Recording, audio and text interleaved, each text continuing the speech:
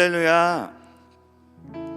오늘도 이 자리에 예배하러 나오신 대학 청년교구 성도님들, 그리고 온라인으로 이어져 함께 예배하시는 모든 동산의 성도님들을 환영합니다.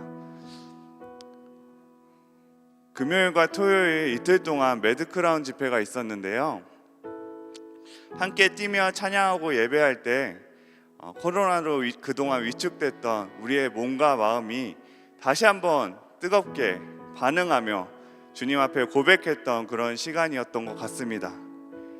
예배가 끝나고 나가시는 성도님들의 얼굴에 은혜 가득한 미소를 보면서 저도 참 은혜가 많이 되었었는데요, 우리 이 시간 옆 사람에게 이렇게 한번 고백했으면 좋겠습니다. 함께 예배함이 기쁨입니다. 네, 예배함이 기쁨입니다. 우리 또 다른 분에게 이렇게 한번 인사해 볼까요? 오늘 주실 은혜도 기대하자.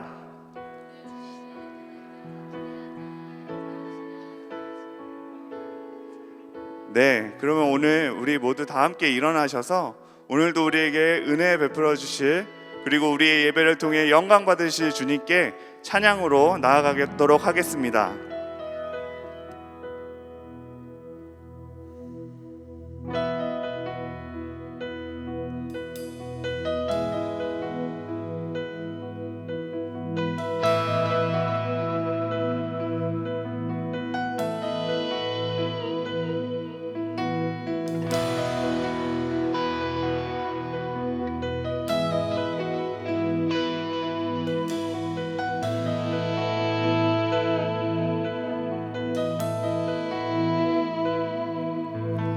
내게로부터 눈을 들어 주를 보기 시작할 때 주의 일을 보겠네.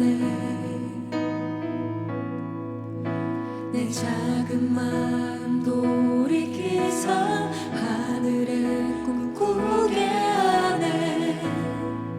주님을 볼 때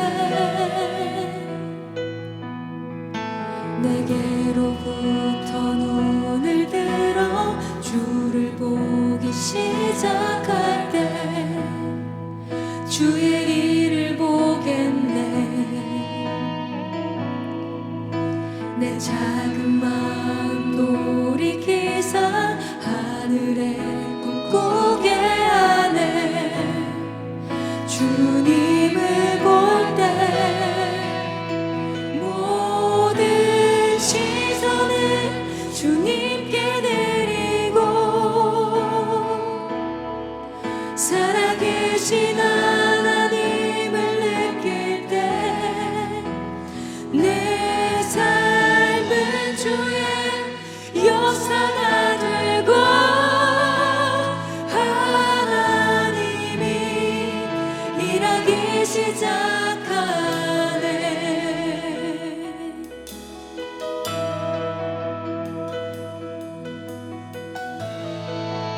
성령이 나를 변화시켜, 성령이 나를 변화시켜 모든 두려움 사라질 때 주의 일을 보겠네. 방패였다는 가운데서 주님 마음 알게 되리. 주님을 볼 때 성령이 나를 변화시켜, 성령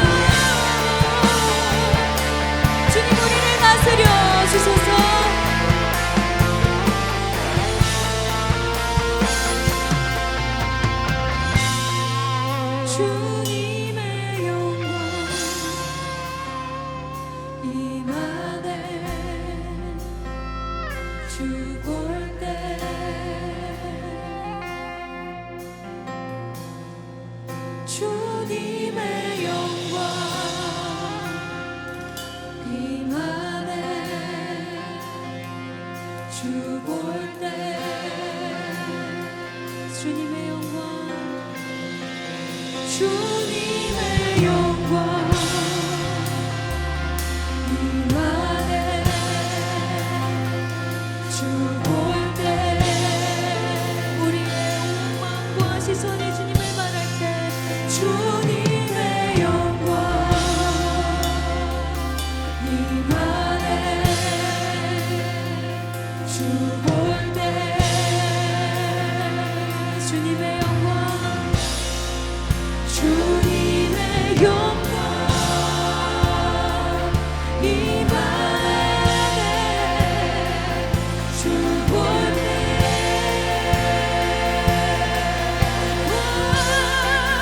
주님의 영광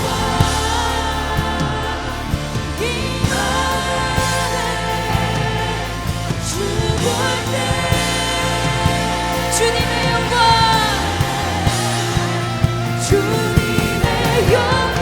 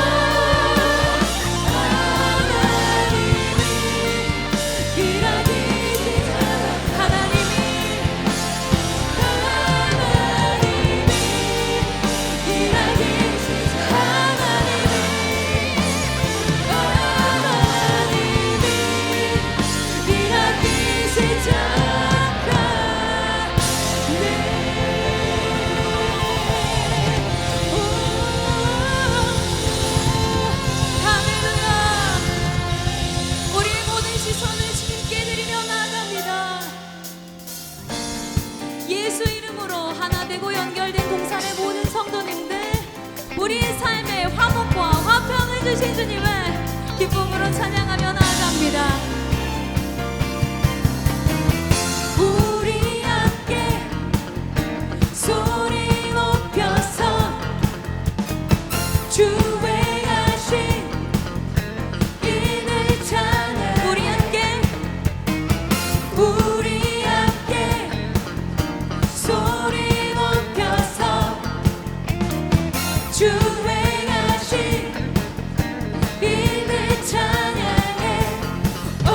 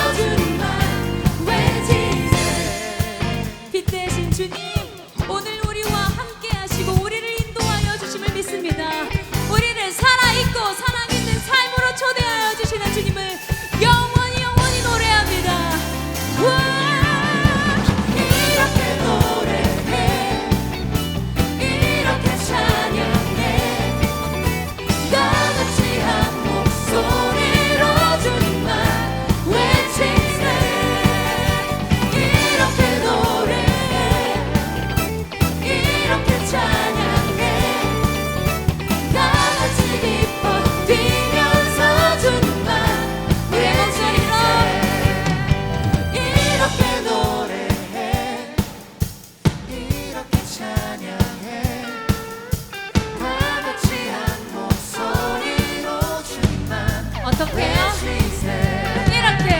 이렇게 노래해 이렇게 찬양해 다 같이 기뻐하면서 외치세 이렇게 노래해 이렇게 찬양해 다 같이 한 목소리로 주님만 외치세 이렇게 노래해 이렇게 노래해 이렇게 찬양해 이렇게 찬양해 다 같이 기뻐 뛰면서 주님만 외치세 주님의 이름 외치면서 주께 나가 주님의 이름 외치며 주님의 이름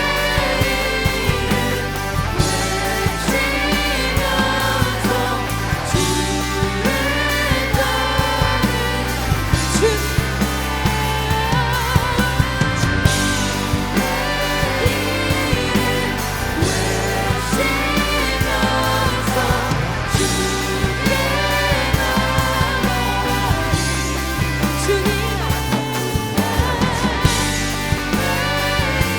주님만을 따르리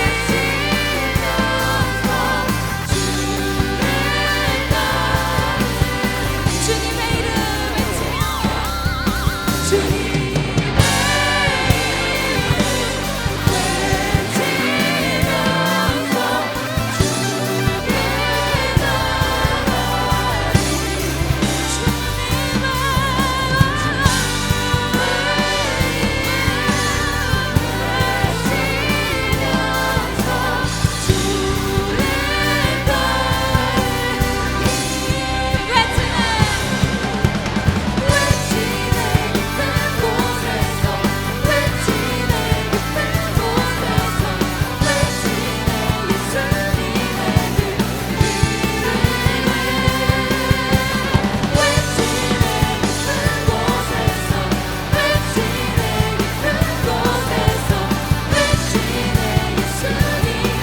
우리 다시 한번 외치네 외치네 깊은 곳에서 외치네 깊은 곳에서 외치네 예수님의 그 이름을 외치네 깊은 곳에서 외치네 깊은 곳에서 외치네 예수님의 그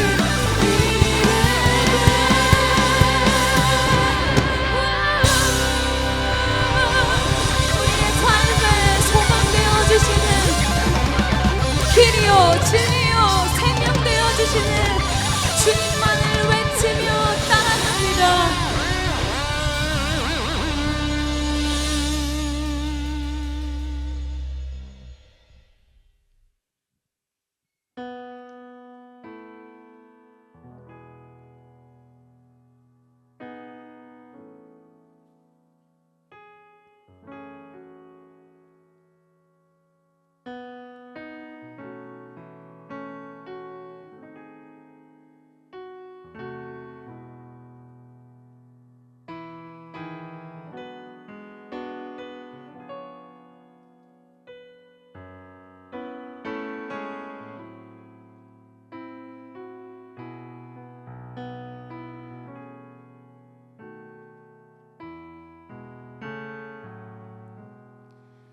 예수 나를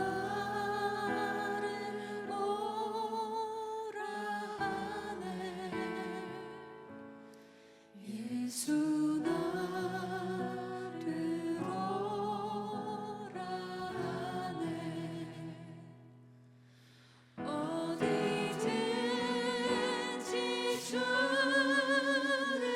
따라 주와 같이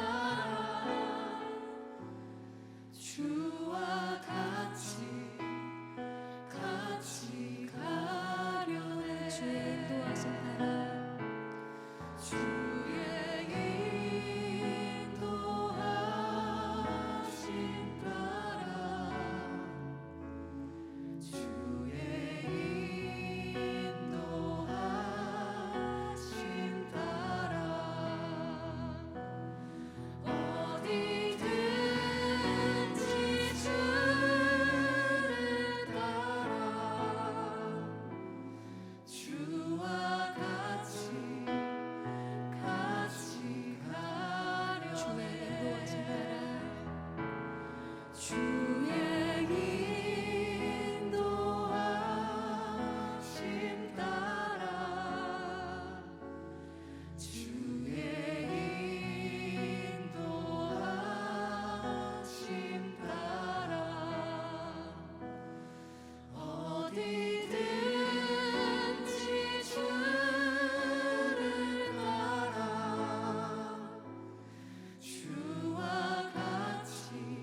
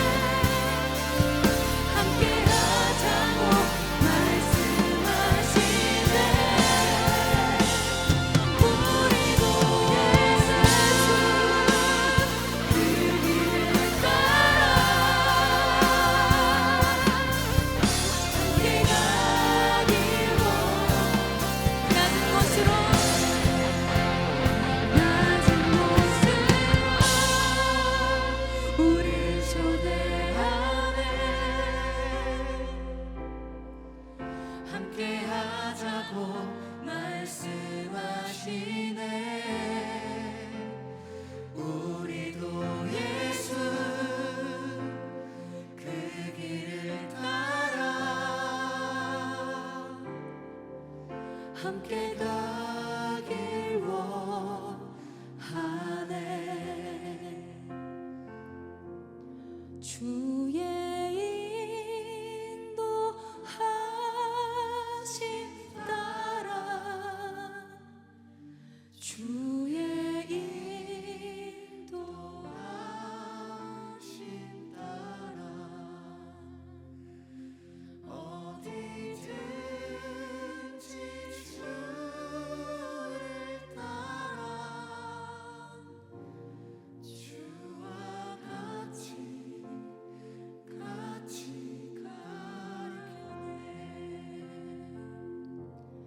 주의 인도하심 따라 주의 인도하심 따라 어디든지 주를 따라 주와 같이 가려네.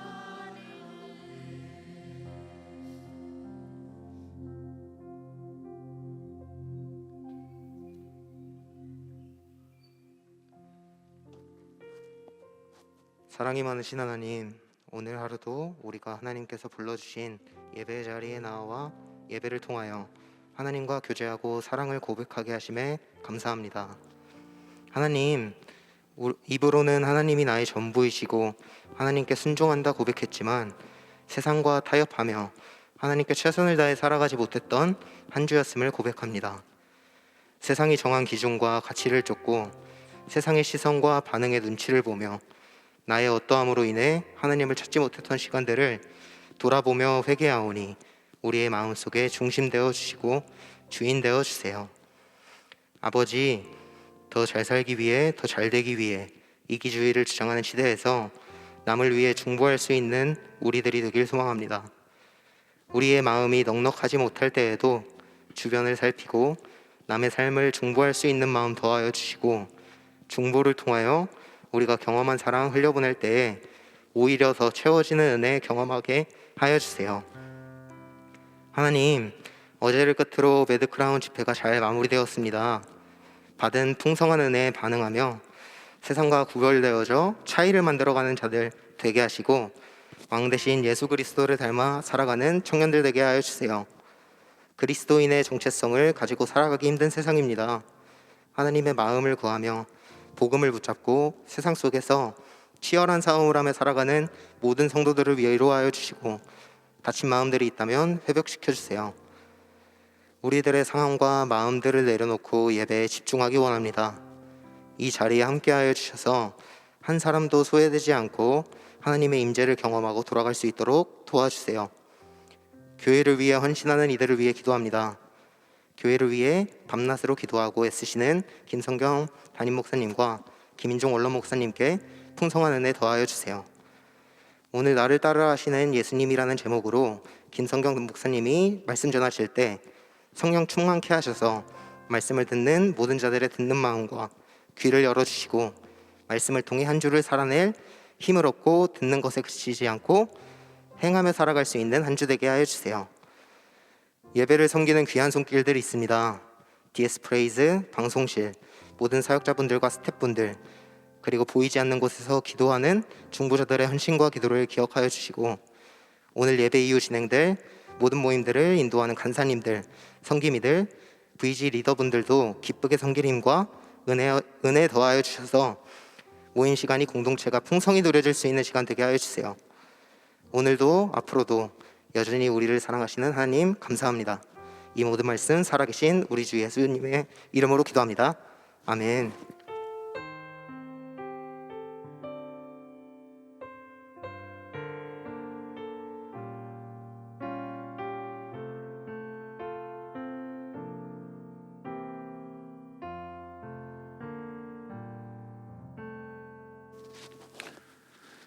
오늘 우리에게 주시는 하나님의 말씀은 누가복음 9장 57절에서 62절까지의 말씀입니다.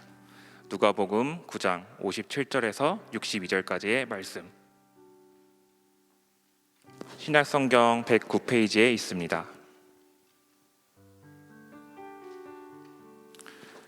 찾으신 말씀을 계신 자리에서 한 절씩 교독하시고 마지막 절은 합독하겠습니다. 길 가실 때에 어떤 사람이 여짜오되 어디로 가시든지 나는 따르리이다. 예수께서 이르시되 여우도 굴에 있고 공중의 새도 집이 있으되 인자는 머리 둘 곳 없도다 하시고, 또 다른 사람에게 나를 따르라 하시니 그가 이르되 나로 먼저 가서 내 아버지를 장사하게 허락하옵소서.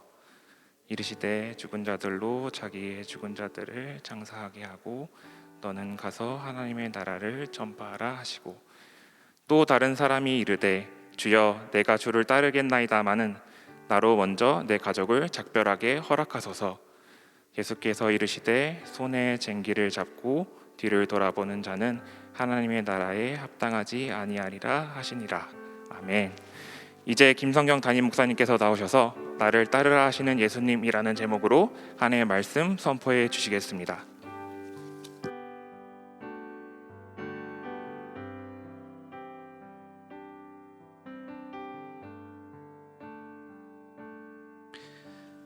2023년 1월 29일 주일 낮 예배 함께하고 계시는 동산의 가족들 환영하고 축복합니다.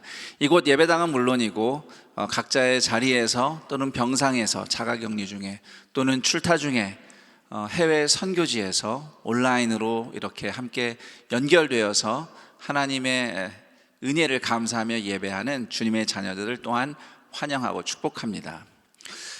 누가복음 9장 57절부터 62절 말씀은 잘못 이제 이해하면 우리가 간혹 뉴스나 또는 주변에서 보듯이 가족을 다 버리고 오로지 그 종교 활동에만 빠져서 몰두하는 그런 이단 종파들처럼 행동을 하게 되죠. 꼭 이단까지 가지 않더라도 여러분, 그 중독 중에 종교 중독도 있습니다. 그러니까 우리는 보통 중독이라고 하면 알코올이나 마약이나, 요즘 마약이 좀 우리 사회 굉장히 이제 좀 뉴스에 많이 나오고 좀 심각한 문제거리가 되고 있는데, 그 외에도 게임 중독도 있고요, 그 음란물 중독도 있죠. 여러 가지 중독, 운동 중독도 있듯이 종교 중독도 있어요. 이런 분들의 특징은 자기 삶을 살지 않고 매일 교회에 와서 생활을 하는 거죠. 뭔가를 계속 하면서 겉으로 보면은 봉사를 열심히 하는 것 같은데, 그래서 교회에서는 되게 좋은 사람이에요. 봉사도 열심히 하고. 근데 막상 개인의 삶을 보면은 삶이 전혀 정돈되어 있지 않고요. 얘 가정이 있으면 가정은 내팽개치고 늘 교회만 온다든지 이런 양상을 보이는 건 사실 중독이에요. 그건 치료받아야 되는 부분들입니다. 어쨌든 그렇게 가족을 기꺼이 버려라라고 가르치는 잘못된 가르침들에게 아마 인용되기 쉬운 말씀이 오늘 말씀인 것 같습니다. 자, 오늘 이 예수님과 사람들의 대화, 이걸 어떻게 예수님이 이렇게 말씀하실 수 있는가라는 궁금증과 질문들이 우리 안에 늘 있었을 텐데, 한번 정확하게 그 당시 상황 속으로 들어가서 그 당시 우리 21세기의 사람들의 눈이 아니라 2000년 전에 중동 유대 땅의 유대인들의 시선에서 이 대화가 어떤 맥락에 있으며 주님이 어떤 메시지를 전하고 계신지를 함께 배워보고, 이 2000년 전의 사람들의 이야기가 오늘 우리와 어떻게 연결되는지, 그리고 그런 우리를 향한 예수님의 마음이 무엇인지 함께 깨닫는 시간이 되기를 기대합니다. 자, 한 사람이 예수님께 나와서 이렇게 말을 합니다. 57절이죠. 어디로 가시든지 나는 따르리이다. 아까 찬송도 불렀어요. 어디든지 주를 따라, 그렇죠? 자, 어디로 가시든지 어디든지 좋으니 예수님과 함께 하겠습니다. 굉장히 멋있는 말이죠. 자, 그런데 이 당시의 상황과 맥락을 보면 말은 어디든지라고 했지만 사실 이 사람이 염두하고 있는 장소가 있습니다. 예루살렘입니다. 이 사람은 예수님이 지금 예루살렘 가시는 길이라는 걸 알고 접근했다고 봐야 합니다. 왜냐하면 예수님이 지금 예루살렘으로 가시는 길이라는 것이 이미 소문이 다 났기 때문이에요. 그래서 우리가 지난번에 아마 읽은 본문일 텐데 53절에 보면 사마리아의 어떤 동네는 예수님이 예루살렘으로 가시는 길이라는 얘기, 그 소문을 이미 듣고 거절했죠. 우리 동네 들어오지 마세요. 난 예루살렘 딱 질색이야 이러면서 거절한 사건이 있습니다. 이처럼 예수님이 예루살렘 가시는 건 지금 비밀이 아니에요. 그렇기 때문에 알고 접근했습니다.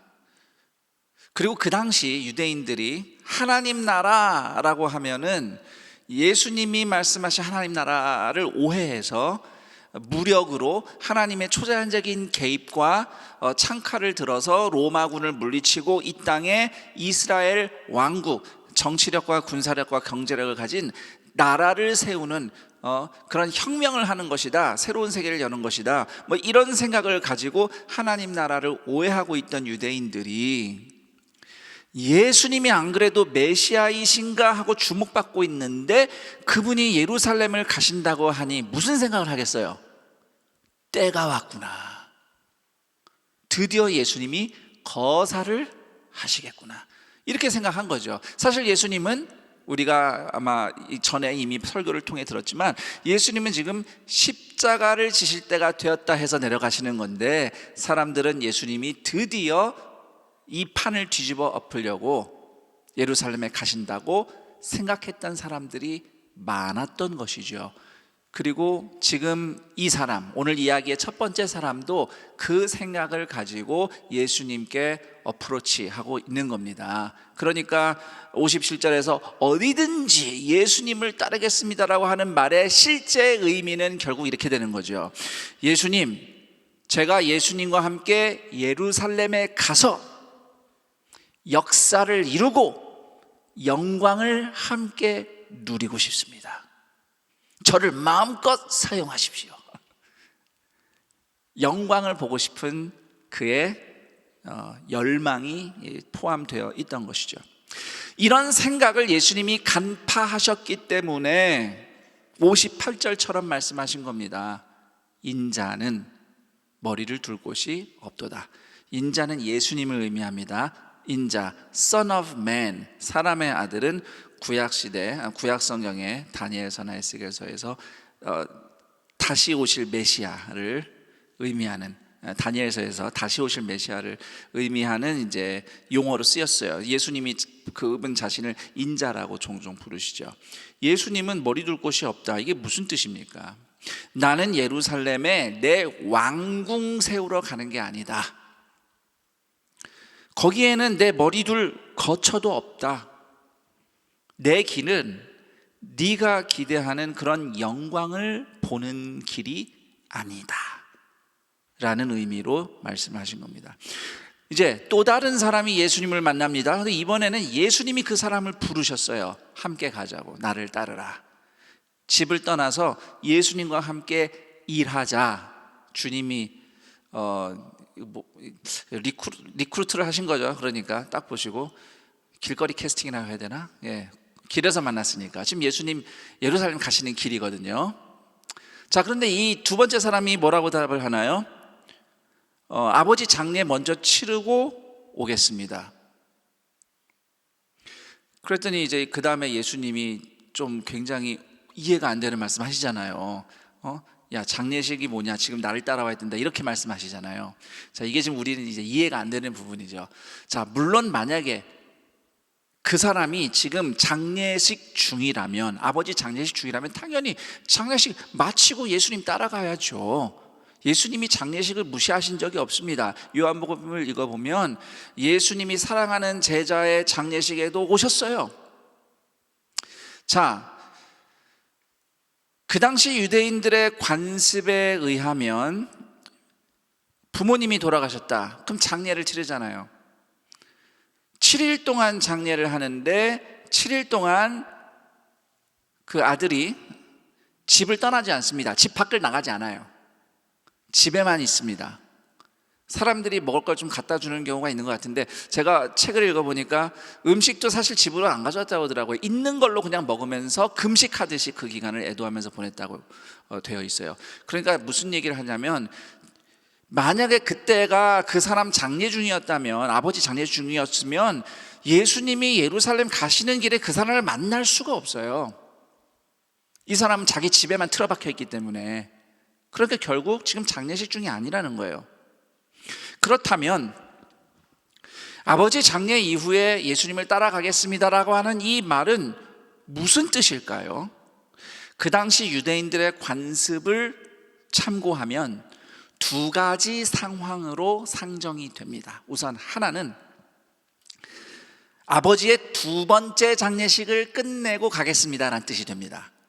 유대인들은 그 당시에 장례식을 두 번 했습니다. 이것은 그들의 무덤 문화 때문인데요. 우리는 땅에 매장을 하고, 전통적으로 요즘은 화장도 많이 하지만 땅에 매장을 하고 묘를 쓰지만, 이스라엘 그 중동의 더운 나라에서는 땅에 시신을 묻지 않고 동굴을 무덤으로 꾸며서, 가족 묘지로 꾸며서 거기에 계속해서 가족들의 시신을 안장을 했어요. 자, 그러면 만약에 이제 사람이 죽었어요. 그러면은 가족 묘에 들어가야죠. 시신을 처리하고 그 가족 동굴 무덤에 안치하는 것이 첫 번째 장례식입니다. 그러면 이제 침상에 이렇게 시신 뉘어놓으면 이제 1년 후에 들어가 보면 어떻게 돼 있을까요? 유골만 남습니다. 시신은 다 부패하고 유골만 남아요. 그러면 그 유골을 모아서 유골함에 담습니다. 유골함에 담는 게 두 번째 장례식이에요. 그렇게 해서 가족 무덤에 들어가면은 조상 대대로 그 유골함들이 계속 척척척 쌓여 있는 거예요. 그 동굴에. 나중에 그 동굴이 꽉 차면 동굴 새로 파든지 해서 이제 가족묘를 새로 만들어야죠. 그러니까 아마 이 사람은, 아버지는 이미 돌아가셔서 첫 번째 장례식을 치렀는데 아직 유골을 유골함에 담는 예식까지는 가지 않았기 때문에 그 장례 후 1년 그 기간 어느 시점에 예수님을 만나지 않았나. 그래서 이 사람이 내가 아직 장례 절차가 다 끝나질 않아서 그 끝나고 가겠습니다 라고 말했을 가능성이 한 가지 있고요. 그리고 또 하나는 아버지가 아직 살아 계시는 거예요. 사실 이 가능성이 더 높아요. 아버지가 아직 살아 계신데, 아버지가 이제 노년이시니 이제 돌아가실 때가 거의 다 됐으니 내가 지금 길 떠나면 아버지 장례를 또 못 보면 안 되지 않느냐. 아버지 돌아가시고 나서 예수님 따르겠습니다 라는 이제 의미일 수 있는 거죠. 결국은 언제 예수님을 따를지 모르는 거예요. 기약이 없어요. 아버지 일주일 후에 돌아가실까요? 이럴 수는 없는 거잖아요. 그렇죠? 돌아가실 때 돌아가시는 거니까 언제 예수님을 따라갈지 알 수 없는 상황이에요. 간혹 우리가 복음을 전하다 보면 어떤 분들은 그래요. 내가 나이 60 되면 내가 교회 갈게요. 이런 분들이 있어요. 내가 일이 너무 바빠서 은퇴하고 나면 가겠습니다. 이런 분들이 있습니다. 간혹 모시는 부모님이, 어르신이 기독교를 반대한다. 그러면은 부모님이 기독교를 안 좋아하셔서요. 부모님 돌아가시고 나면 제가 그때 교회 다녀보도록 하겠습니다. 이렇게 말하는 분들이 더러 만납니다. 이런 거랑 비슷한 얘기예요. 지금 아버지 장사하고 나서 가겠습니다. 그런데 저는 이 사람이 핑계를 댔다고 생각하진 않아요. 저는 그렇게 해석합니다. 저는 이 사람이 정말로 예수님을 따를 마음은 있었다고 생각해요. 단지 아버지 장례를 놓칠까 봐 정말로 걱정이 됐던 거죠.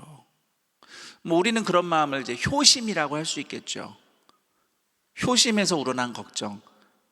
길 떠났는데 아버지 돌아가시면 나 장례 못 오면 어떡하나.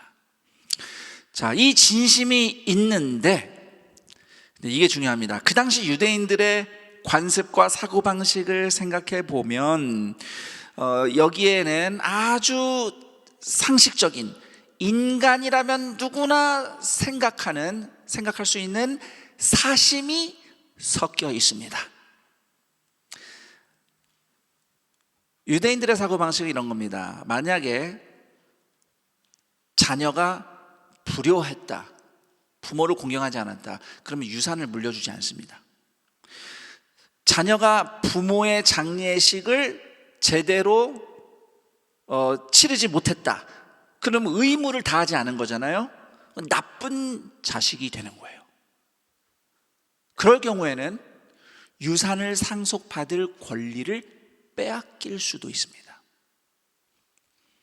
그러니까 이 사람이 만약에 아버지 장례에 없으면 유산을 못 받을 수도 있어요. 이건 아주 현실적인 문제입니다. 따라서 아버지의 장례식은 내가 보고 떠나야겠다는 그 진심에는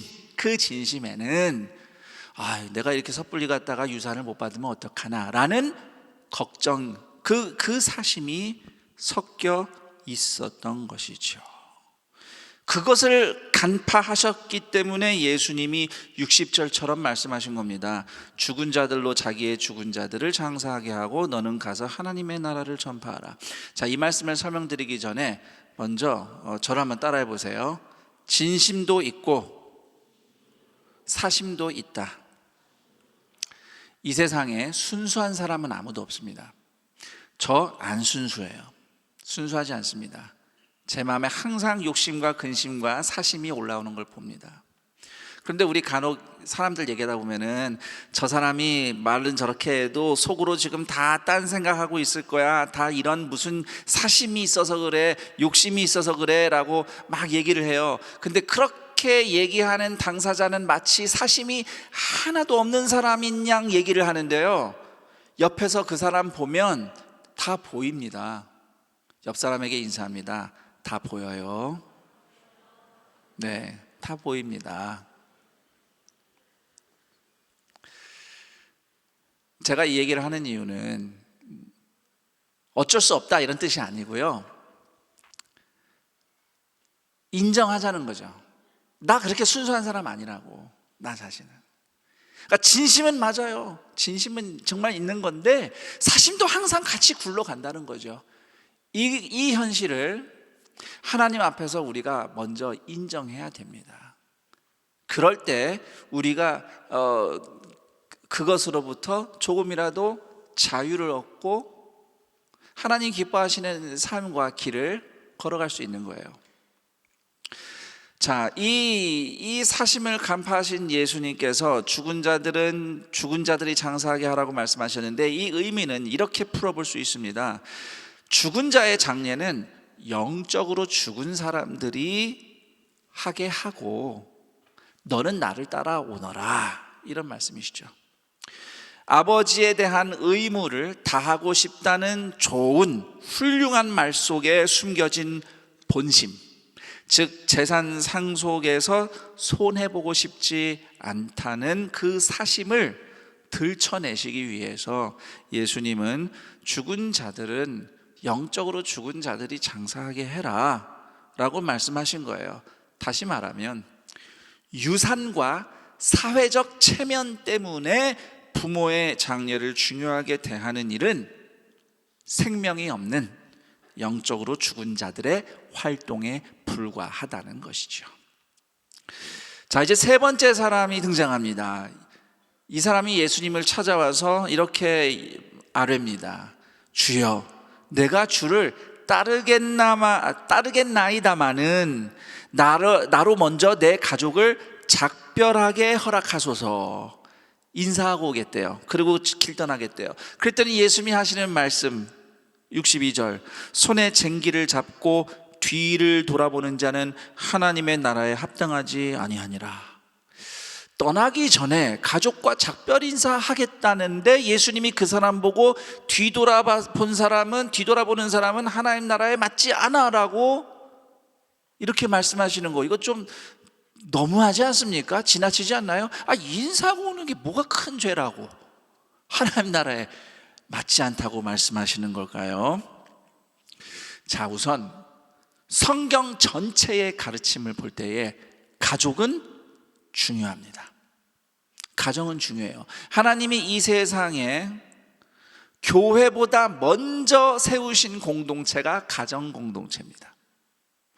그리고 신약 성경도 읽어보면요, 디모데 전서나 또 디도서 읽어보면 어떤 사람이 교회의 일꾼이 되어야 하는가, 누가 장로, 집사 또는 누가 일꾼이 되어야 하는가라는 그 조건들 중에 보면요, 가족을 잘 돌보는 사람이라는 얘기가 나와 있어요.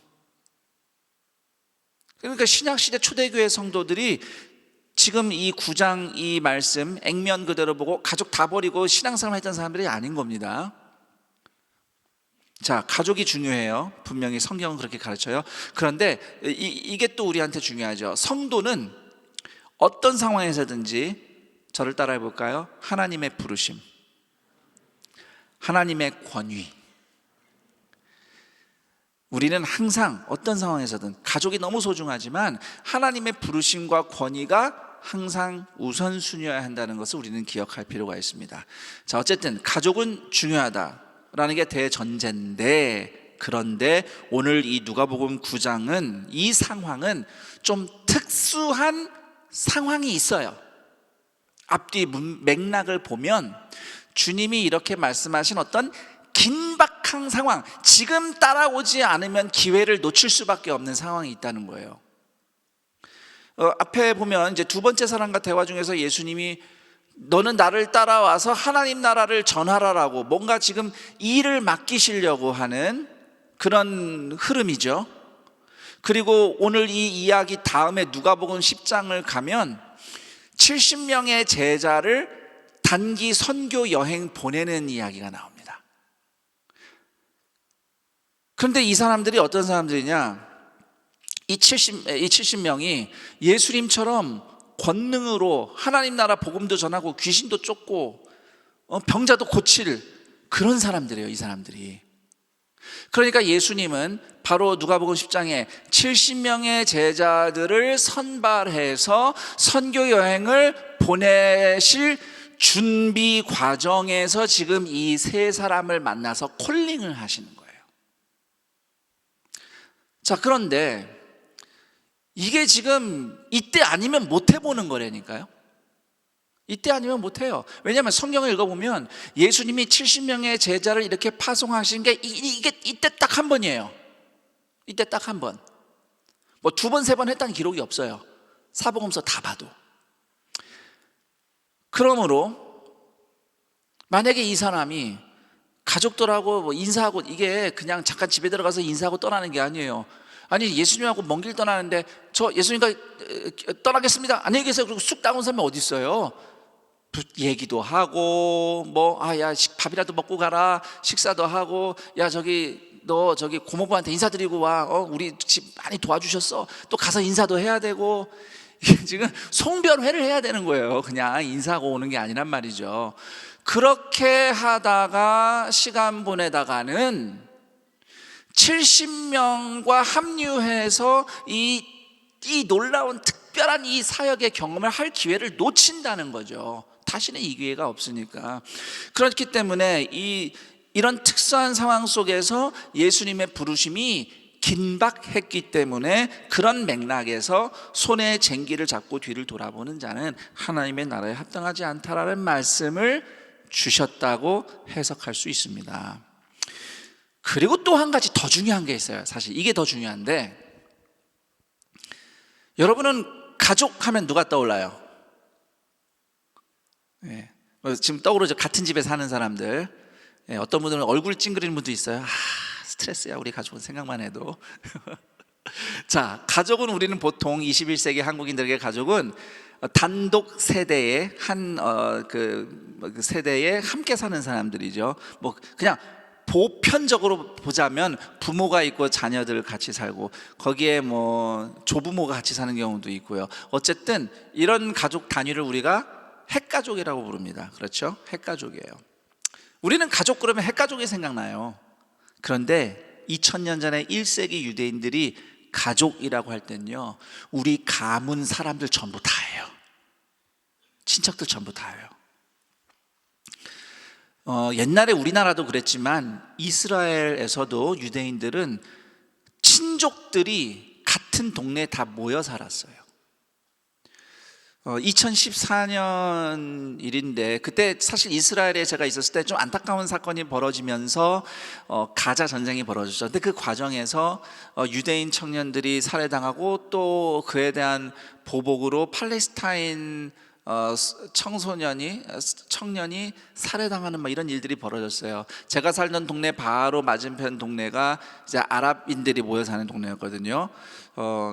이스라엘 안에도 아랍 사람들이 많이 살아요. 그 중에는 이스라엘 시민인 아랍 사람도 있고 또 영주권 가진 아랍 사람도 있어요. 이제 그 아랍 동네 사람들은 이제 영주권을 가진 사람들이에요. 그런데 그래서 아랍인 청년 한 명이 죽어서 장례식을 치르는데 장례식에 보니까 그 동네 사람들이 다 모였어요. 근데 알고 보니 그 동네 사람들이 다 그 친족들이에요. 가족들이에요. 지금도 어느 나라 어떤 지역은 그 동네 지역 전체가 다 가족이에요. 친족들이에요. 어느 가문 사람들이에요. 그래서 실제로 61절을 보면 우리말은 그냥 가족이라고 되어 있는데 헬라어로 보면 우리 집안에 있는 사람들이에요. 집안 사람들이에요. 당시 그 당시도 그렇고 우리도 그랬지만 이 전통적인 문화, 특히 농경 문화에서는요, 친족들과의 관계가 중요합니다. 우리 가족들하고의 관계가 깨지면 성공은 물론이고 생존 자체가 불리해져요. 그래서 이 문중 사람들하고 관계 틀어지면 안 돼요. 밑보여서 낙인 찍히고 쫓겨나면 어딜 가도 이방인 나그네 신세가로 전락하는 게 그 당시 문화란 말이죠. 자, 그런데 지금 이 사람이 예수님을 따르겠다고 하는데 예수님을 따른다 그러면 우리는 먼저 우리도 그럴 수 있어요. 우리 상황에 만약에 여러분 중에 물론 여러분 중에 나는 앞으로 신학교를 가서 목사가 되겠습니다. 또는 나는 앞으로 선교사가 되겠습니다. 그러면 물론 여러분들의 가족들은 하나님께 영광 할렐루야 이런 분들이 계시겠지만 또 어떤 분들은 야, 너 왜 신학교 가려고 그래? 야, 선교사는 웬 말이냐? 이러시겠죠? 예. 그때 당시도 예수님 따라간다고 하면 걱정하는 사람들이 사실 많았을 거예요. 왜냐하면 아까도 말씀드렸잖아요. 지금 예수님이 예루살렘을 가시는 모습을 보고 유대인들이 무슨 상상을 하고 있다고요? 예수님이 뭔가 큰 일을 벌이시겠구나 이런 상상을 하고 있는데 근데 우리 집 애가 거기 가겠다는 거예요. 따라가겠다는 거예요. 걱정이 되겠죠.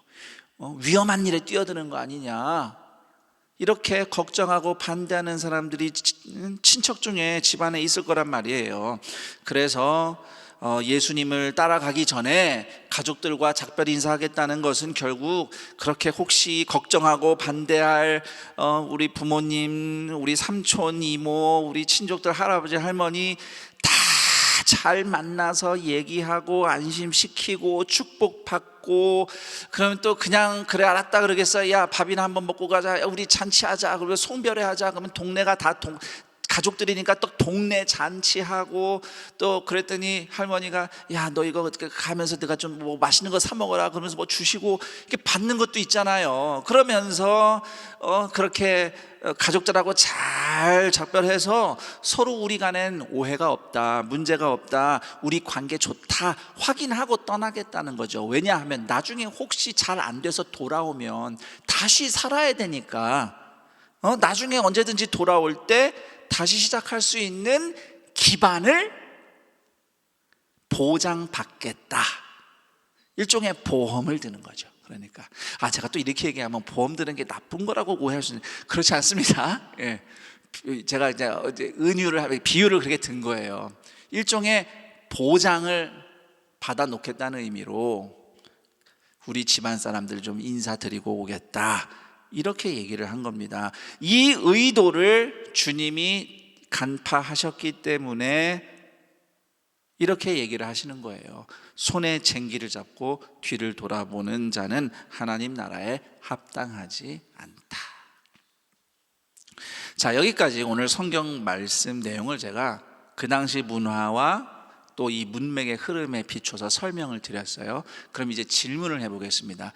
여러분 생각에 예수님은 그 당시 이 세 사람에게 너는 제자가 될 수 있다고 말씀하시는 겁니까? 제자가 될 수 없다고 말씀하시는 겁니까? 저는 예수님이 그 세 사람에게 그러면은 너는 내 제자가 될 자격이 없어라고 면박 주신 것이 아니라고 생각합니다. 예수님은 이미 그들의 연약한 믿음과 잘못된 생각과 불안한 시선과 불필요한 근심, 순수하지 못한 동기와 사심을 이미 다 아시고 부르셨어요. 마치 예수님이 12 제자가 원래 어떤 인간들인지, 심지어 그 중에 한 명은 결국 예수님을 배반할 사람이라는 것까지도 다 아시고 부르셨던 것처럼 말이죠. 바로 그런 연약한 제자들을 부르시면서 그 연약함을 드러내시면서 그래도 어떻게 하면 예수님을 따를 수 있는지 가르쳐 주시려고 이렇게 말씀을 하시면서 초대하고 계시는 겁니다. 누가복음 10장에 바로 그 다음 이야기의 70명의 제자들도 한번 생각해 보죠. 제가 말씀드린 것처럼 이 70명의 제자들은 예수님처럼 권능을 가지고 말씀을 전하고 병자도 고치면서 놀라운 활동을 할 거예요. 야, 도대체 이 70명은 얼마나 대단한 제자들일까 우리는 생각합니다. 나는 못할 것 같은데, 저도 못할 것 같아요, 목사지만. 이 70명이 얼마나 대단한 사람들이길래 이렇게 권능을 가지고 나갔을까요? 그런데요, 누가복음 10장 3절과 21절을 보면 예수님이 그 제자들을 어린 양 같다, 어린아이 같다 이렇게 말씀하셔요. 연약한 사람들이라는 거예요. 특출나고 능력 있고 어떤 재능을 가진 그런 막강한 사람들이 아니라 연약한 사람들이라는 거예요. 그런데 예수님은 그들을 부르신 겁니다. 12 제자도 마찬가지죠. 그 사람들도 믿음이 연약하다 못해 없어요. 우리 9장에서 읽으면서 쭉 봤잖아요. 믿음이 얼마나 없는지. 예수님은 지금 십자가 지시겠다고 예루살렘을 가고 있는데 제자들끼리는 예수님의 의도를 오해하고 나중에 누가 더 높은 자리를 차지할 거냐 이거 가지고 서로 다투고, 또 내가 제일 옳다는 교만한 생각에 빠져서 나와 다른 사람 또는 나보다 약해 보이는 사람을 함부로 대하는 그런 믿음 없는 연약한 사람들이었습니다. 그러나 예수님은 그들을 잘라버리지 않으시고 끝까지 제자로서 데리고 가셨고요. 요즘 하는 말로 정말 하드캐리 하셨어요. 제자를 데리고 끝까지 가시고 나중에는 이 제자들을 통해서 주님의 교회를 이 땅에 세우셨습니다. 이런 맥락을 볼 때에 오늘 성경 속의 세 사람도 예수님을 따르기에는 턱없이 부족하고 연약한, 여전히 지금 예수님이 누구신지 무엇을 하시는지 모르는 사람들이지만, 그래도 예수님은 그들이 예수님을 믿고 따르도록 가르치고 초대하신 겁니다. 이 세 사람을 통해서 우리 자신의 모습을 봅니다. 우리도 예수님을 믿고 따른다, 섬긴다, 예배한다 하지만 사실 우리 각자의 욕심과 사심이 늘 1순위입니다. 주님을 사랑해서 봉사합니다, 섬깁니다 하지만 이렇게 열심히 하는 내가 인정받으면 좋겠다라는 사심이 늘 불쑥불쑥 나와서 그것 때문에 서운하거나 분노할 때가 한두 번이 아니죠. 예수님이 나의 주님이십니다라고 말은 하지만 현실 문제 앞에서 이거 안 되면 안 되는데 어떡하지, 큰일 났다, 근심 때문에 돈과 인맥과 능력과 경험을 더 의지하느라 예수님의 말씀에 순종하지 못했던 때가 한두 번이 아니에요. 여러분, 제가 돈이나 인간관계나 능력이, 경험이 필요 없다는 뜻이 아닙니다. 그건 다 우리가 사는데 필요한 것들이에요. 그러나 필요한 것보다 더 높으신 분이 계시단 말이죠, 예수님이. 그런데 그 예수님을 이런 것들을 먼저 붙잡느라고 따르지 못할 때가 많잖아요. 많습니다. 믿음의 선택을 하려다 보니 손해보는 게 너무 많아요. 그래서 아까워요. 걱정도 돼요. 내가 이렇게 계속 손해봐도 되나? 그래서 우리 기도할 때 이렇게 기도하는 경우 많습니다. 하나님, 제가 이것까지만 해놓고 순종하겠습니다. 이것까지만 응답해 주시면 제가 다음부터 헌신하겠습니다. 섬기겠습니다. 드리겠습니다. 우리의 사심과 욕심과 근심은 끊임없이 하나님과 나의 관계 안에 침투합니다. 그런데 이게 하나님과 나와의 관계만 그런 게 아니더라고요. 하나님과 나의 관계가 이렇게 진심과 사심과 근심이 막 굴러가는 것처럼, 섞어 굴러가는 것처럼 인간관계에도 그대로 반영이 되더라고요. 겉으로는 사랑을 이야기하고 우정을 이야기하고 의리를 이야기하지만 사실은 내가 이득을 보고 싶고 내가 더 인정받고 싶은 욕심 때문에 우리의 인간관계를 계산하고 저울질하고 아주 교묘하게 조종하고, 매니퓰레이션이라고 하죠. 조종하고 밀고 당기고, 그래서 그 인간관계 막 조절하느라 막 스트레스 받고 우리 그러면서 살잖아요. 물론 그분들하고의 우정과 사랑이 나는 가짜라고 얘기하는 게 아니에요. 그 진심의 순도가 불량할 뿐이지.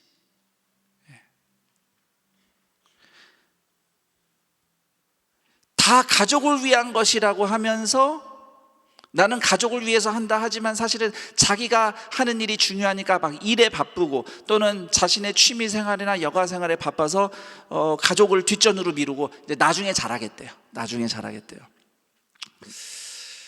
마치 아버지 돌아가시고 나는 그때 예수님 따르겠다고 하는 것처럼. 그런데 나중에 잘할 수 있는 기회가 올까요? 그 기회가 올 줄 알았는데 영영 오지 않아서 땅을 치고 후회하며 눈물을 흘리는 분들을 저는 교회에서 많이 봤습니다. 이렇게 욕심과 근심과 미련과 후회가 많은 우리에게 주시는 예수님의 말씀이 바로 성경 속의 그 세 사람에게 주신 말씀이에요. 인자는 머리 둘 곳이 없도다. 죽은 자들로 자기의 죽은 자들을 장사하게 하고 너는 가서 하나님 나라를 전파하라. 손에 쟁기를 잡고 뒤를 돌아보는 자는 하나님 나라에 합당하지 아니하니라. 그냥 들으면 꾸짖는 말씀 같아요. 거절하시는 말씀 같아요. 그런데 사실 그렇지 않습니다. 저는 이 예수님의 말씀의 행간에서 예수님이 우리에게 주시는 격려와 위로와 약속을 들었습니다. 네가 나를 따라오는 그곳엔 머리 둘 곳조차 없을 수 있다. 그러나 거기에는 내가 있다. 나의 제자로 살다 보면 네 몫을 받을 권리를 포기해야 할 수도 있고 남들처럼 안전과 성공이 보장된 삶을 손해볼 수도 있다. 그러나 거기에 내가 함께 있다.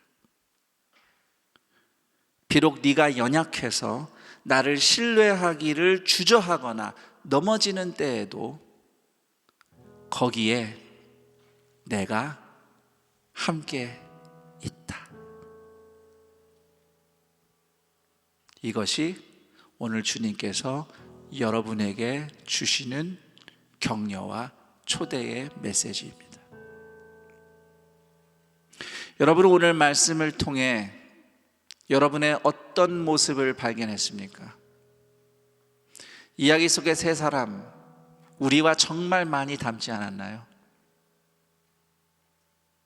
이런 우리를 향한 예수님의 마음이 무엇이라고 오늘 말씀을 통해 들었습니까? 오늘 말씀을 통해서 깨달은 나의 모습, 그런 나를 향한 예수님의 마음, 그리고 그를 여전히 우리를 가르쳐 주시며 초대하시는 예수님을 향해 우리가 고백하며 기도하는 시간을 가지려 합니다. 제가 여러분들에게 여러분 각자 기도할 제목들이 있겠지만 오늘 말씀을 기초로 해서 기도 제목을 두 가지를 준비했습니다. 우선 하나는 예수님을 온전히 따르지 못하는 나를 불쌍히 여기소서. 나를 욕심과 근심, 미련과 후회로부터 해방시켜 주옵소서. 두 번째 기도 제목입니다. 내가 연약하고 흔들릴 때도 나를 부르시며 함께 하시는 예수님을 따를 수 있도록 말씀을 가르쳐 주소서. 우리 다 함께 잠시 기도를 본격적으로 하기 전에 오늘 들은 말씀을 다시 한번 되돌아보며 나의 모습을 주님 앞에서 거울로 비춰보고 그런 나를 향한 예수님의 말씀, 마음에 대해서 한번 생각하고 기도를 준비하며 들은 말씀과 생각을 정리해보는 시간을 갖도록 하겠습니다.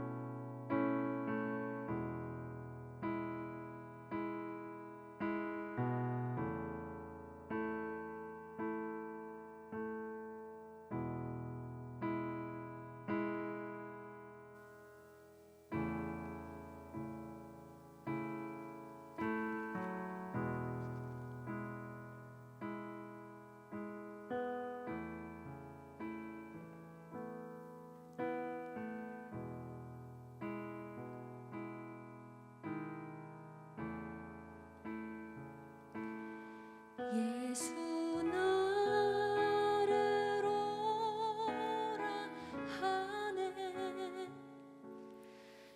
예수 나를 오라네. 어디든지 주를 따라 주와 같이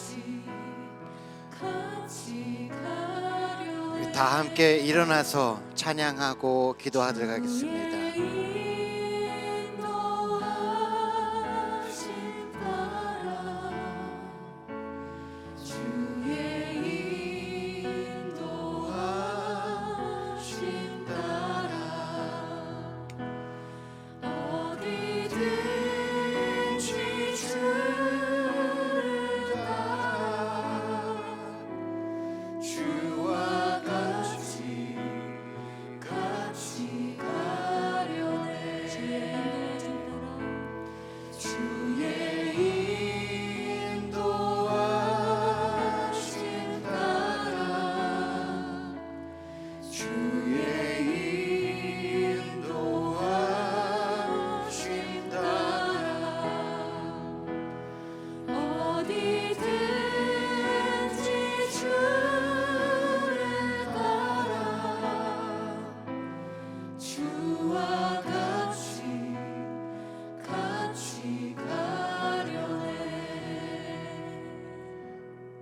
오늘도 우리 주 예수님은 우리를 예수님을 따라가는 인생으로 초대하고 계십니다. 오늘 말씀을 통해서 주님께서 다시 한번 알려주신 것은 주님이 우리의 진심을, 우리의 사심을 다 아신다는 것입니다. 그래도 감사한 것은 그럼에도 불구하고 주님께서 나를 사랑해 주시고 책임져 주시고 캐리해 주신다는 것이죠. 이 시간 우리가 함께 계속해서 기도하기 원하는 것은 주님, 내 눈에 보이지 않는 나의 사심을 알려주세요. 내가 알지 못하고 깨닫지 못하는 진심이 아닌 그 모든 것들을 알려주시고 깨닫게 해주세요. 그래서 그 모든 것들 내려놓고, 그 모든 것들 주님 발 아래 내려놓고 더욱더 예수 그리스도 따라가는 인생 살게 해주세요. 주님을 더욱더 따라가기를 소망합니다. 우리 같이 기도하며 나아가도록 하겠습니다. 사랑과 은혜가 많으신 하나님 아버지, 우리의 거짓된 진심을, 사심을 알려주시옵소서. 내가 주님의 인생, 주님이 주신 삶을 따라가는데 하나님, 내 눈에 보이지 않는 그 모든 잘못된 마음들, 생각들, 믿음들 주님 보여주시옵소서. 주님, 나의 사심이 드러나게 하여 주시옵소서. 내가 교만 가운데 내 생각대로, 나의 교만대로 신앙생활을 하는 것이 아니라 주님이 가르쳐 주시는 나의 모든 더러운 것들이 다 주님 앞에 내어놓으며 주님 앞에서 해결받으며 따라가게 하여 주시옵소서. 하나님 아버지, 나 연약한 마음이 주님 앞에 이미 다 들켜버렸는데 그것들이 내 안에 하나님 아버지 깨달아지기를 소망합니다. 이 시간 나를 겸손하게 주님께서 만들어 주시기를 소망합니다. 내가 다 하고 있고 잘하고 있고 더 이상 내가 성장할 수 있다는 아니 그런 없다는 생각을 버리게 하여 주시옵시고 온전히 주님을 더욱더 전심으로 따라가게 하여 주시옵소서. 주님, 나의 사심과 나의 흑심과 나의 다른 모든 것들이 하나님 내 가운데 하나님 드러나게 하여 주시옵소서. 온전히 주님만을 따라가기를 소망합니다. 오 주님 바라보는 주님을 따라가기를 소망합니다. 주님 역사하여 주시옵소서. 오 주님 따라가기를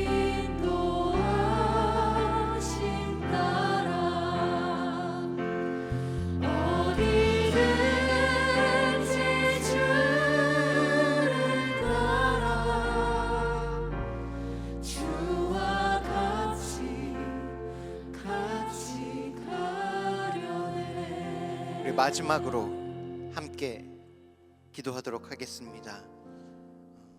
예수님을 따라가는 사람이 되기를 소망합니다. 예수님의 진정한 제자로서 예수님이 예루살렘 가지 않으신다 하여도 예수님 따라가기를 소망합니다. 우리 함께 기도할 때 주님, 내가 전심으로 주님이 계신 그곳에 가기를 소망하게 하여 주시옵소서. 주님이 내 인생의 가장 귀한 가치 되시며 가장 우선순위 되시고 내 행복의, 내 삶의 의미의 이유 되시니 주님, 나로 하여금 주님 따라가게 하여 주시옵소서. 내가 걷는 오늘의 한 걸음이 예수님을 더욱더 가까이 가기 위한 한 걸음 되게 하여 주시옵소서. 우리가 함께 기도할 때에 주님께서 우리를 주님에게로 더욱더 초대해 주실 줄로 믿습니다. 우리가 함께 주님 따라가기를 소망합니다. 주님 기도할 때에 주님께서 우리 불러주실 것입니다. 우리에게 메인 곳에서 풀어주실 것이고 우리가 넘어진 곳에서 일으켜 주실 것이고 우리의 더러운 곳에서 씻겨주시며 우리의 무너진 곳, 깨어진 곳에서 주님께서 사역하여 주시고 세워주실 줄로 믿습니다. 이 시간 우리가 주의 이름 한번 간절히 찾고 주님 따라가게 하여 주시옵소서. 기도하며 나아가도록 하겠습니다. 주의 이름을 찾습니다. 주여, 사랑과 은혜가 충만하신 하나님 아버지, 주님이 예루살렘으로 가지 않으신다고 하시더라도 주님 따라가게 하여 주시옵소서. 내가 예수 그리스도로서 하나님 따라가는 인생 되게 하여 주시옵소서. 주님의 제자로서 주님을 따라가게 하여 주시옵시고 주님을 사랑하는 주님의 인내하심을 따라갈 수 있도록 도와주시옵소서. 내가 가고 있는 이 길이 어딘지 주님 알게 하여 주시옵소서.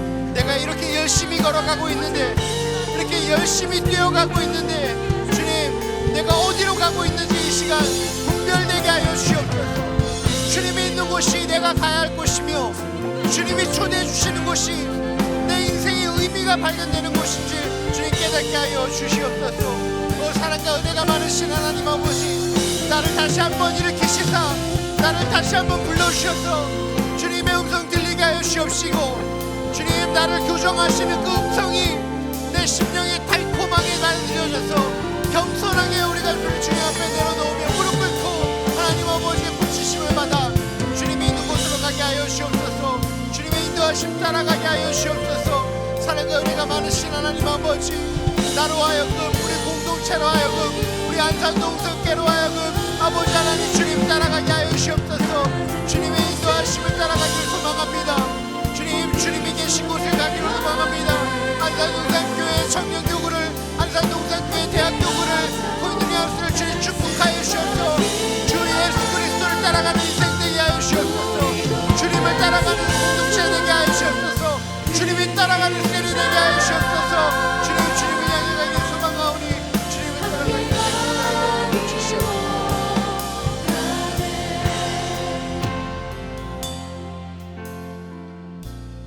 주님 감사합니다.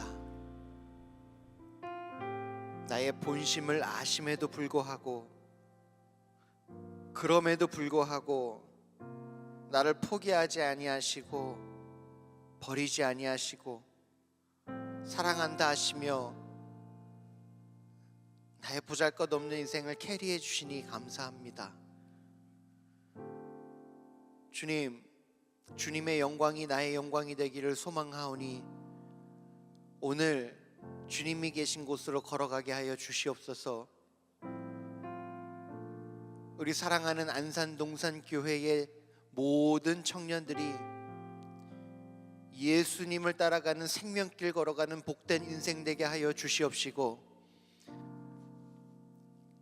대학 청년교구의 모든 셀이 그 누구의 생각도 아닌, 그 누구의 가치와 기준이 아닌 오로지 예수님을 향해 예수님과 함께 가는 셀이 되게 하여 주시옵소서.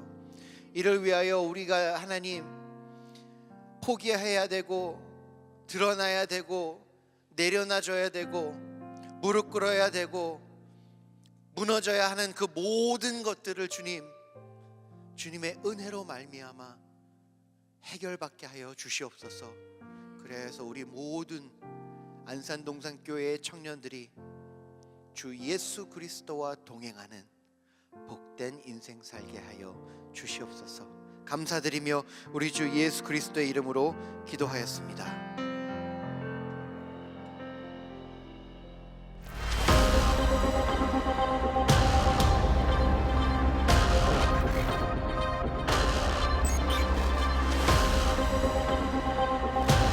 예배라는 건 뭐예요?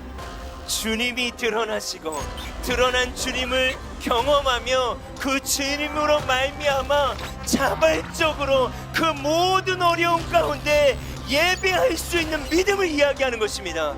우리는 이 땅의 삶이 전부가 아니라는 걸 믿고 사는 거죠. 주님이 오늘 여러분을 찾아가셨으면 좋겠어요. 누구야? 너가 있어야 될 장소가 거기가 아니야. 왜 거기서 희망 고문을 당하냐? 너가 있어야 될 곳이 그곳이 아니야. 나를 믿는 너희가 이제 일어나주면 안 되겠니? 일어나 빛을 발하면 안 되겠니? 교회가 된 여러분이요, 일어날 때인 줄 믿습니다. 하나님, 우리 공동체가, 여러분의 삶이 하나님 그렇게 우리가 예배하고 싶습니다. 예배하길 원합니다.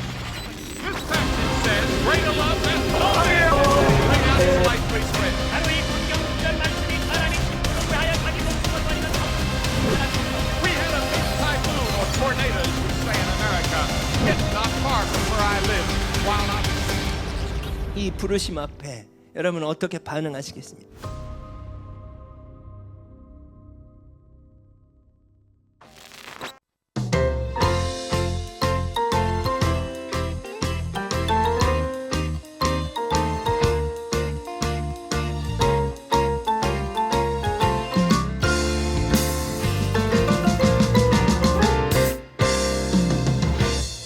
우릴 향한 예수님의 내 안에 예수님 준호 형제님 가슴에 안긴 성도의 아름다움 우리 향한 예수님의 아름다움 예수님 가슴에 안긴 성도의 아름다움 우리 서로 다르지만 예수로 연결되어 함께 어우러져가며 아름답게 빛나리 그 사랑으로 살아났고 그 삶으로 초대받았네 우린 사랑하고 사랑으로 이어지고 이어지네 그 사랑으로 살아났고 그 삶으로 초대받았네 우린 사랑하고 사랑으로 이어지네 함께 변화되네 함께 연결되네 함께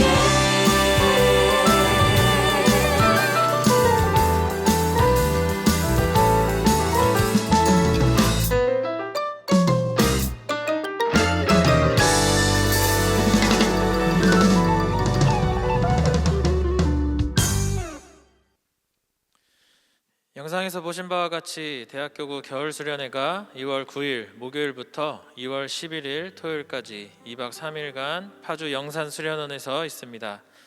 겨울수련회 기간 말씀은 움직이는 교회 김상임 목사님께서 전해주십니다.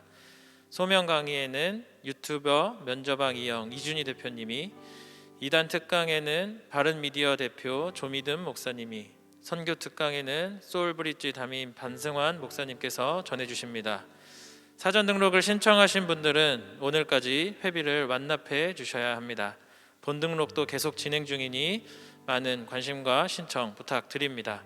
기타 자세한 사항은 공동체 사역자 및 마을 간사님에게 문의해 주시기 바랍니다.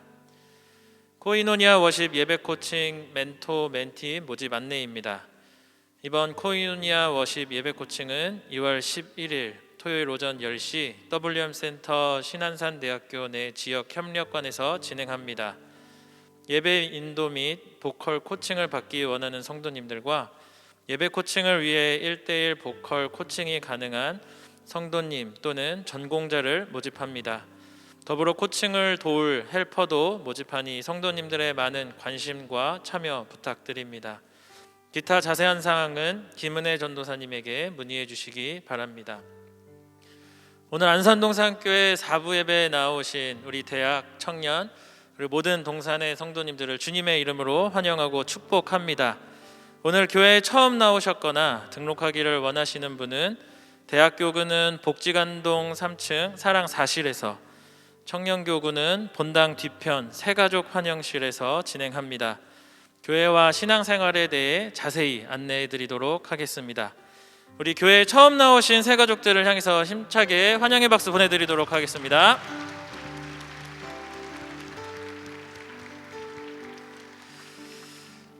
교회 소식 알려드립니다.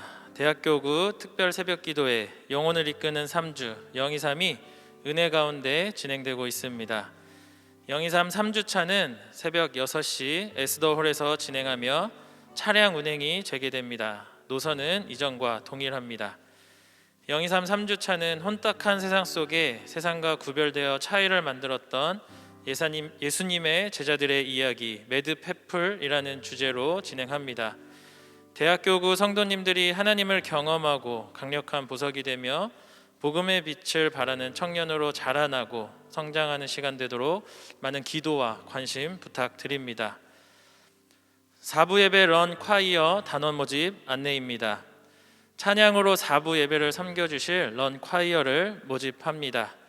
예배에 열정이 있는 대학 청년, 장년 누구나 신청 가능합니다.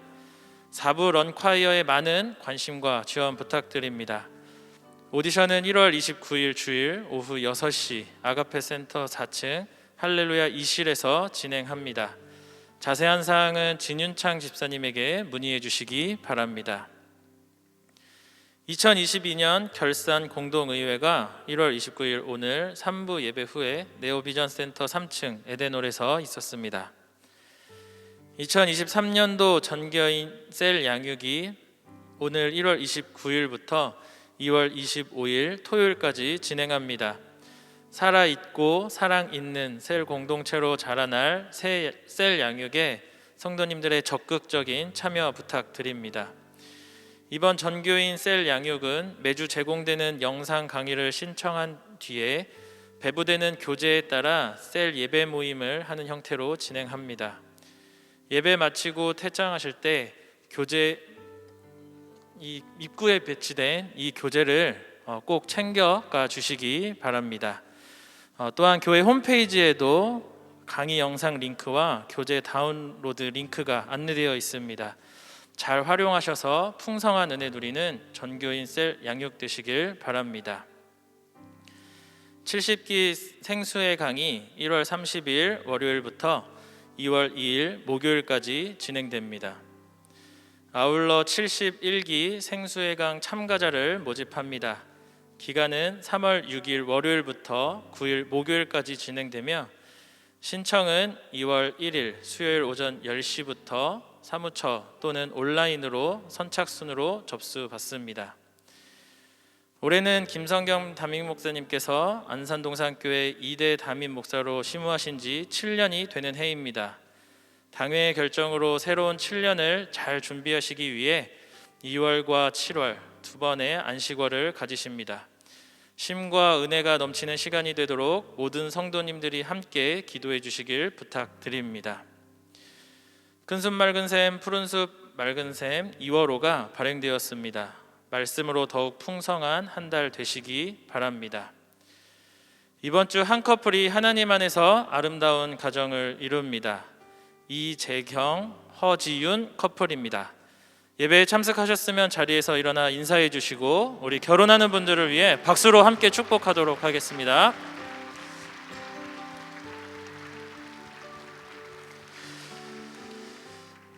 그 외 자세한 사항과 임명, 알림, 모집 등은 주보를 참고해 주시기 바랍니다. 이제 모두 자리에서 일어나셔서 은혜 베풀어 주신 하나님께 찬양으로 영광 올려드리도록 하겠습니다.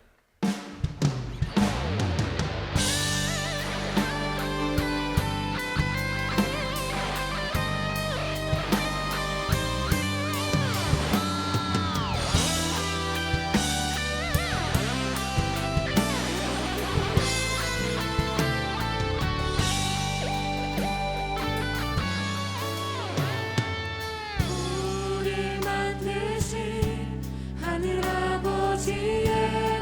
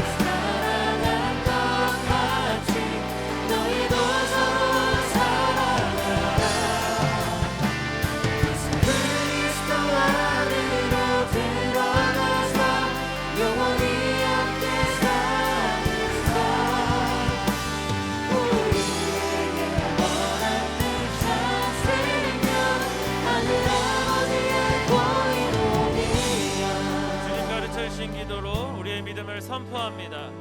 하늘에 계신 우리 아버지여, 이름이 거룩히 여김을 받으시오며 나라가 임하시오며 뜻이 하늘에서 이루어진 것 같이 땅에서도 이루어지이다. 오늘 우리에게 일용할 양식을 주시옵고 우리가 우리에게 죄 지은 자를 사하여 준 것 같이 우리 죄를 사하여 주시옵고 우리를 시험에 들게 하지 마시옵고 다만 악에서 구하시옵소서.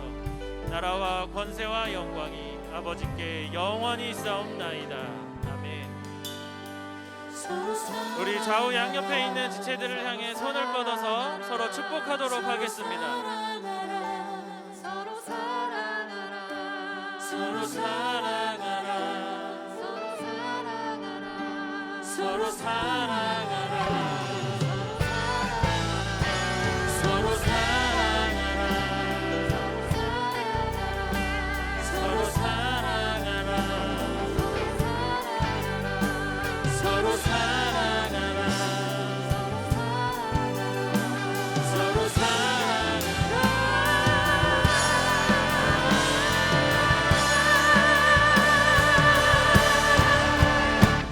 예수 그리스도 안으로 들어가서 그분과 함께 사는 삶 내가 너희를 사랑한 것 같이 너희도 서로 사랑하라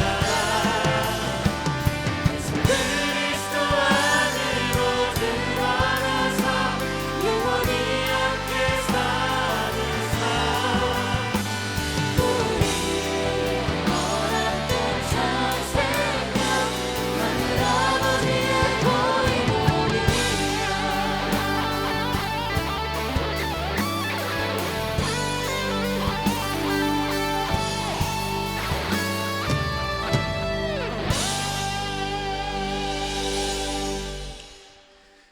우리 주 예수 그리스도의 은혜와 하나님 아버지의 그 크신 사랑하심과 성령 하나님의 교통, 감화, 충만, 인도하심이 우리의 어떠함을, 연약함을, 진심과 욕심과 근심을 다 아시고도 부르시며 함께하자고 초대하시는 예수님을 따르기를 원하는 그 과정에서 힘들고 어려운 일도 있겠지만 또 내가 연약해서 넘어질 수도 있겠지만 그 자리에 예수님이 함께 계신다는 그 약속을 믿고 오늘 한 걸음 주님과 함께 나아가기를 소망하는 동산의 모든 주님의 존귀한 자녀들, 예수님의 제자들의 인생 위에 영원토록 함께 있을지어다. 아멘.